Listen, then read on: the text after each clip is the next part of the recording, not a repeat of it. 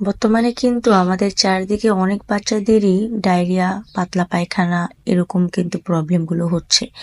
বর্তমানে এই ভাইরাসটা ৩ দিন পর্যন্ত থাকবে। আর আমি এই কথাটা এজন্যই বলতে পারছি কারণ আমার বাবুর কিন্তু অনেক পরিমাণে পাতলা পায়খানা হয়েছে। বলতে পারেন যে ডায়রিয়াও হয়েছে। তো বাবুকে আমি ওইদিন রাত্রে প্রায় ১টার দিকে হসপিটালে নিয়ে যেতে হয়েছে। মানে একদম পানির মতো ও আরকি পায়খানা করেছে। তো আমার বাবুর ক্ষেত্রে এটা হয়েছে, আপনার বাবুর ক্ষেত্রেও এটা হতে পারে। তো ডাক্তার এই ব্যাপারে কিন্তু আমাকে তেমন কোনো ঔষধই দেয়নি। শুধু জাস্ট জিঙ্ক, স্যালাইন এগুলো দিয়েছে আর খাবারের প্রসেসিংটা বলে দিয়েছে যে আপনি কি খাবার দেবো বাবুকে।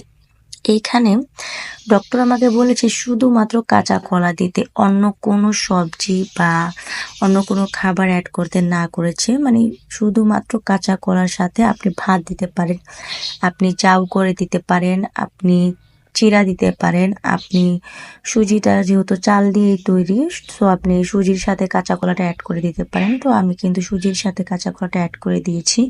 আর এভাবে করে কিন্তু ডাক্তার অন্তত ৩ দিন আমাকে খাওয়াতে বলেছে, এতে করে পায়খানাটা কমে যাবে।